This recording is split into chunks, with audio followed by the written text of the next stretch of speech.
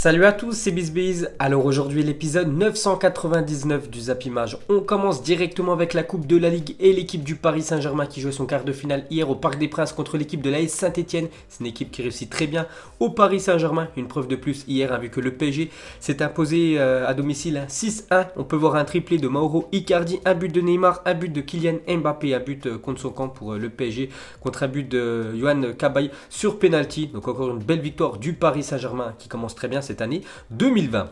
Ensuite, on va parler de l'attaquant argentin Mauro Icardi, triplé hier. C'est son premier triplé avec l'équipe du Paris Saint-Germain. Il a quand même inscrit 16 buts sous le maillot du PSG en 23 tirs cadrés seulement. C'est quand même incroyable.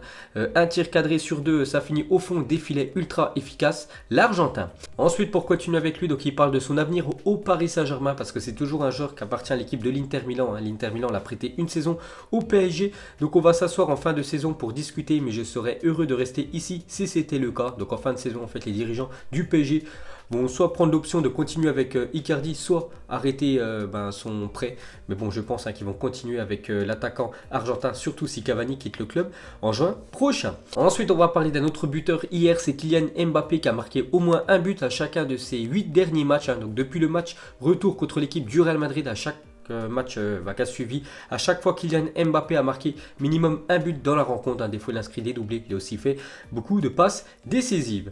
Ensuite, pour continuer avec lui, donc il est directement impliqué sur 28 buts cette saison avec le PSG, toute compétition confondue, exceptionnelle. C'est quand même 19 buts pour Kylian Mbappé depuis le mois d'août et 9 passes D. Il est en ultra forme, l'attaquant français. Ensuite, le duo Mbappé-Icardi était en feu hier face à Saint-Etienne. Donc les deux ont été ultra efficaces parce que 4 buts pour les deux et 3 passes décisives. Donc gros match de l'Argentin et du Français hier soir. Ensuite, cette fois-ci, on va parler de Neymar, un buteur aussi, le Brésilien hier. Et Mbappé ont fait une célébration de but en reproduisant la vidéo du Brésilien ivre sur la plage au Nouvel An. Parce que pour ceux qui ne savent pas, donc Neymar a passé ses vacances d'hiver au Brésil, dans son pays. Et là-bas, il fait chaud. Voilà, c'est l'été au Brésil. Donc il était sur la plage et en fait, on a vu une vidéo où il était ivre, c'était le Nouvel An. Bon, il a un peu bu, Neymar, bien sûr, il a le droit. Du moment qu'il est bon sur le terrain, donc hier, ils ont fait cette célébration, les deux attaquants du Paris Saint-Germain. Ensuite, on revient sur Kylian Mbappé qui botte en touche pour sa prolongation de contrat. Donc déjà, la fin de contrat de Mbappé avec le Paris Saint-Germain, c'est le 30 juin 2022. Donc il reste encore 2 ans de contrat. Et bien sûr, le PSG veut prolonger sa star, son crack français en attaque qui coûte beaucoup d'argent. C'est le joueur actuellement le plus cher sur la planète football. Donc hier, il y a un journaliste qui a posé une question à Kylian Mbappé s'il allait prolonger ou pas avec le Paris Saint-Germain. Donc il a dit: c'est le départ du sprint final, là où les titres se jouent. Le club est calme, serein, tout le monde marche dans la même direction. Donc parler de choses qui sont extérieures au terrain, ce n'est pas très bénéfique pour l'équipe. Donc en gros, il dit pas qu'il veut continuer avec le PSG. Il dit pas non plus qu'il veut arrêter avec le Paris Saint-Germain. Je pense qu'il prendra vraiment sa décision avec le parcours du Paris Saint-Germain cette année en Ligue des Champions. Donc si c'est encore un échec, par exemple une élimination dès les 8e de finale, je pense que Kylian Mbappé et Neymar pourraient quitter le club les deux l'été prochain. Et par exemple, si le PSG atteint pour la première fois de son histoire les demi-finales ou même en finale, même gagne cette Ligue des Champions, bien sûr, Kylian Mbappé pourrait prolonger avec le Paris Saint-Germain. Donc comme j'ai dit les gars, tout dépend de l'aventure du Paris Saint-Germain en Ligue des Champions, si Mbappé va prolonger avec le PSG ou pas. Ensuite, on va parler du dernier joueur des 4 fantastiques. On a parlé des 3 autres, Neymar, Mbappé et Icardi, et il reste Angel Di Maria, est devenu hier le 2e meilleur passeur de l'histoire du Paris Saint-Germain, égalant ainsi le Mustapha Daleb avec 80 passes décisives. Donc le record est détenu par Safet Susic avec 95 passes décisives du côté du Paris Saint-Germain. Déjà 80 passes D pour Angel Di Maria, donc il pourrait battre ce record s'il fait encore 15 passes D avec l'équipe du PSG. Et pour finir avec eux, donc une série qui dure pour le Paris Saint-Germain, c'est quand même 8 victoires consécutives, donc meilleure série de l'ère Tuchel égalée. Donc c'était en février-mars 2019 où ils avaient aussi enchaîné 8 victoires consécutives. Donc maintenant il faut voir ce que ça va donner en LDC. Ensuite, on va parler des 2 autres rencontres hier en Coupe de la Ligue. On commence avec Lyon qui joue contre Brest et victoire facile des Lyonnais. Ils se sont imposés 3-1. Donc Lyon file en demi-finale. Il y avait aussi Lille contre Amiens. Donc Lille s'est imposé 2-0. Donc on peut voir que les qualifiés pour les demi-finales de la Coupe de la Ligue, donc Lille, Lyon, Paris Saint-Germain, Reims. Donc le tirage au sort, c'est ce soir. On en reparlera bien évidemment demain. Ensuite les gars, on va prendre la direction de l'Arabie Saoudite parce que hier il y avait la première demi-finale de la Super Coupe d'Espagne entre l'équipe de Valence et l'équipe du Real Madrid, et victoire des Merengues 3-1. Donc j'ai pas vu le match mais j'ai lu le résumé, et à ce qui paraît c'était un match à sens unique. Le Real Madrid a totalement dominé cette équipe de Valence. On peut voir les buteurs Toni Kroos, Isco et Luka Modric côté Madrid. Et Parejo, un but sur pénalty en toute fin de match pour l'équipe de Valence. Ensuite, on revient sur le milieu. Toni Kroos, le joueur du Real Madrid qui a ouvert le score hier dans la rencontre. Et surtout, il a ouvert le score avec un magnifique but. C'est un corner rentrant, donc vient d'ouvrir le score sur un corner direct magnifique face à Valence. Quelle inspiration géniale du Madrilène. Donc où était le gardien de Valence? En fait, on peut le voir sur la première photo en haut. Il parlait avec ses défenseurs, donc il était quasiment au point de pénalty.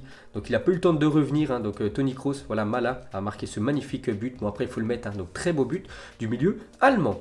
Ensuite les gars, on va parler de Varane et Casemiro ont respectivement enregistré contre Valence leur 200e et 150e victoire avec le Real Madrid, toutes compétitions confondues. Donc bravo aux deux joueurs du Real. Ensuite, un petit coup d'œil à la une du journal Marca. Donc ils sont contents Marca vu que c'est un journal sur l'équipe du Real Madrid. Donc éblouissant, démonstration du Real Madrid pour se qualifier en finale de la Super Coupe. Récital avec 5 milieux de terrain, Kroos, Isco et Modric avec une œuvre d'art ont marqué. Donc c'est vrai que les 3 milieux de terrain du Real Madrid ont tous marqué un but. Ensuite, on va parler de la magnifique prestation de Isco hier qui a réalisé 102 passes. Et on a réussi quand même 96. Donc c'est un sacré ratio. Donc soit plus que dans n'importe quel autre match dans sa carrière au Real Madrid, toute compétition confondue. Donc c'est la première fois qu'il fait autant de passes Isco avec le Real Madrid. Donc un record pour lui.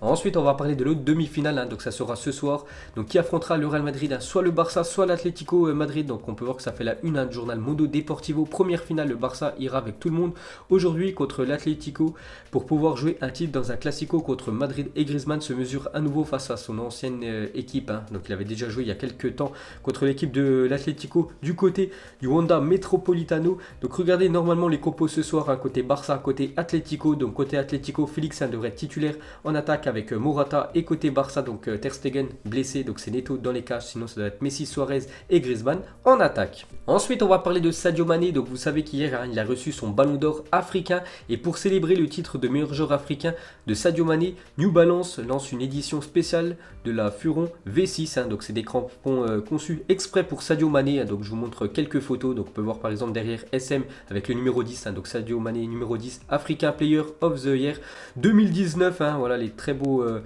crampons conçus par New Balance pour le Sénégalais. Ensuite, pour continuer avec lui, donc Sadio Mané est un exemple de ce qu'est la persévérance, ne jamais rien lâcher, parce qu'il a toujours rêvé d'être footballeur professionnel. Et par exemple, une photo en haut à gauche dans sa ville natale au Sénégal, c'est Bambali. Une photo en bas à gauche, c'est quand il a commencé du côté de Metz, parce que pour ceux qui ne savent pas, Sadio Mané a commencé en France du côté du club du FC Metz. Et maintenant, bien sûr, il a gagné hier son premier ballon d'or africain. Donc très belle évolution pour le Sénégalais.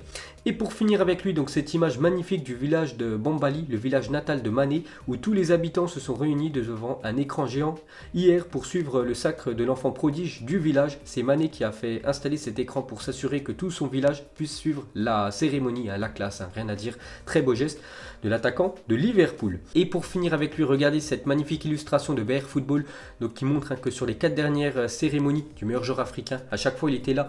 Sadio Mané, donc par exemple en 2016, il est arrivé en 3e position, c'est Riyad Mahrez qui avait obtenu ce ballon d'or africain. Après normal, Leicester avait été champion d'Angleterre, donc il était là. Voilà, on peut le voir en train d'applaudir Riyad Mahrez. Les 2 années suivantes, c'est Mohamed Salah, son coéquipier de Liverpool, il était là. Mais quand c'est lui qui remporte ce ballon d'or africain, personne n'est là. Les 2 autres finalistes, donc Salah et Riyad Mahrez. Bon, Mahrez jouait un match avec Manchester City, mais Salah n'a pas fait le déplacement pour applaudir son collègue.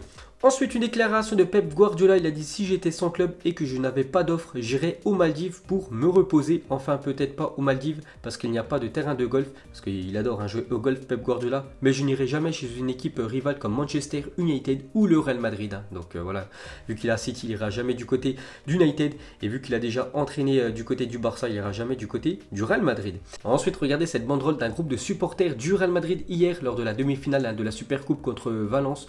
Et en fait, ils pensent à Cristiano Ronaldo, pourtant en CR7, ça fait 1 an et demi qu'il a quitté l'Espagne pour aller en Italie, mais sur cette banderole c'est marqué Cristiano Ronaldo. On n'oublie pas tes 450 buts en 438 matchs avec le Real Madrid, tu es irremplaçable. Il y en a encore beaucoup qui ont du mal du départ de CR7 de l'équipe espagnol. Ensuite, un montage plutôt marrant, donc le seul homme sur Terre qui résiste encore à Léo Messi. Donc la photo en haut à gauche, on peut voir la famille Messi en train de saluer l'enfant prodige, Léo Messi. Et on peut voir le fils de Lionel Messi en train de, de lui faire un doigt d'honneur. Donc regardez le visage de Messi en bas à droite. Ensuite, selon Footy Headline, voici les 3 couleurs qui seront utilisées par Nike pour les maillots de Liverpool durant la saison 2020-2021. Parce qu'avant-hier, j'avais dit que Liverpool, c'est fini avec New Balance. Il passe avec l'équipementier américain Nike à partir de la prochaine saison. Donc on peut voir qu'il y aura 3 couleurs, rouge, vert et noir. Donc rouge sera certainement la couleur domicile, noir la couleur extérieure et vert le troisième maillot des Reds. Ensuite, on va parler du Stade Rennais contre Marseille. C'est l'affiche demain en Ligue 1.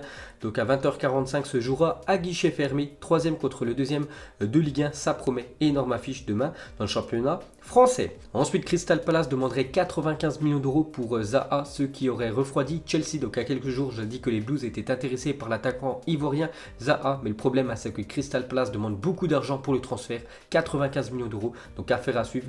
Mais ça sent très compliqué le transfert de l'ivoirien du côté de Chelsea. Ensuite, Olivier Létang sur Kamavinga. Donc Olivier Létang, c'est le président de Rennes. Donc je l'ai déjà dit, je souhaiterais le garder 10 ans. L'objectif, c'est de continuer à l'accompagner. Eduardo Camavinga, aujourd'hui, on veut le garder parce qu'il y aura certainement des offres de grands clubs européens sur la table des dirigeants du Stade Rennais l'été prochain pour Camavinga. N'oubliez pas qu'il a seulement 17 ans, le jeune crack rennais. Donc le président de Rennes veut le garder encore pendant 10 ans. Mais bon, ça reste très compliqué parce que je pense qu'il y a une équipe par exemple comme Arsenal qui propose 70 millions d'euros pour Camavinga, bien sûr Rennes le lâchera. Ensuite, en Irlande, le transfert du joueur mexicain Jesus Pérez à Dundalk a fuité grâce à Tinder. Le joueur surnommé Chino a été trouvé sur l'application de rencontre avant que le club officialise son arrivée. Donc il change déjà de continent, vu qu'il était sur le continent américain. Il vient en Europe, donc il connaît personne du côté de l'Irlande. Donc pour connaître un peu de monde et surtout connaître des filles, il s'est mis directement sur Tinder. Mais le problème, c'est que le club n'avait toujours pas officialisé son transfert. Petite info en provenance d'Irlande. Et pour finir ce Zap Image, donc Virgil van Dijk sur les 12 derniers mois, regardez tout ce qu'il a gagné. Et hier dans le jeu FIFA, donc il devient quand même le premier défenseur à obtenir la note ultime de 99 dans FIFA Ultimate Team. C'est quand même énorme. Et pour ceux les gars qui jouent un peu à FIFA, n'oubliez pas que j'ai une chaîne secondaire. Je fais pas mal de live actuellement, donc elle sera en première ligne de description. N'hésitez pas à vous abonner et à venir bien sûr parler avec nous en live les après-midi. Donc voilà les gars, la fin de ce Zap Image 999. Donc demain les gars, ça sera le Zap Image 1000, quand même incroyable. Demain normalement on atteindra 1000 épisodes sur ce Zap Image. Donc on se retrouve demain. Ciao à tous.